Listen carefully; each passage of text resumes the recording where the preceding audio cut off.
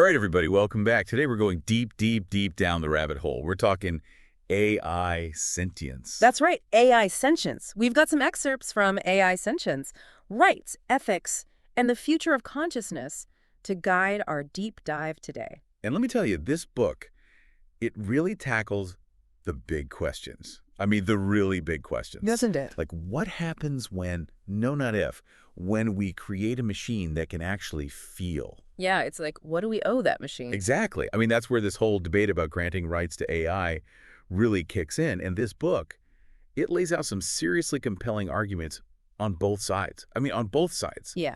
Like, ethically, if you create something that's self-aware, is denying it basic rights? I mean, is that discrimination? It's definitely a core issue. And the book, it even draws parallels to other times in history when people were denied rights. Like how we've drawn lines before about who deserves rights and who doesn't. And, well, we all know that hasn't always turned out so great. No, it has not. And I really appreciate that the book does this without, taking any sides. Yeah. Just presents the information like, hey, this is something to think about. Yeah. So that's one side. The other side is that, think about the good AI could do. I mean, really think about it.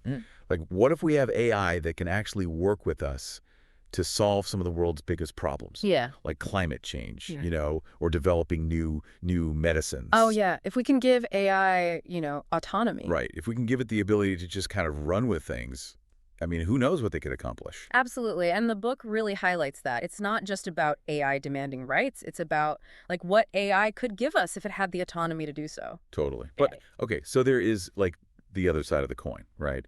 The arguments against granting AI rights. And, I mean, honestly, I think one of the biggest questions is, consciousness.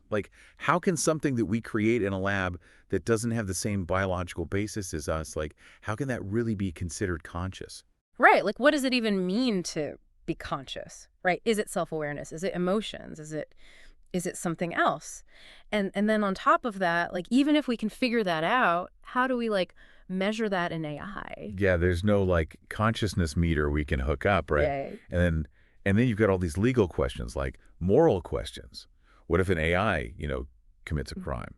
Who's responsible? Can you hold a machine accountable the same way you would, a person? It's a lot to unpack, and the book doesn't give you, all the answers, but it really does make you think, about all these consequences. And, of course, there's the big one.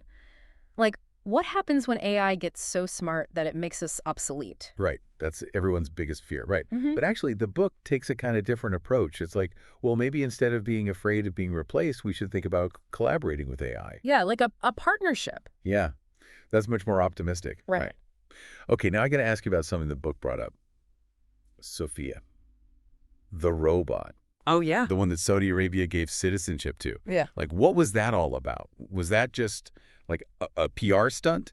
Or did they actually believe that this machine was sentient? It just felt like such a moment in the AI conversation. Yeah, no, Sophia's story definitely captured everyone's attention. And the book actually uses it as an example to talk about, all these questions we're dealing with right now with AI. I mean, maybe Sophia was sentient, maybe not, but her very existence is making us really think about where AI is going and what it means. Absolutely. I think the book was saying, even if Sophia is just a symbol, it shows us that we need to be having these discussions now.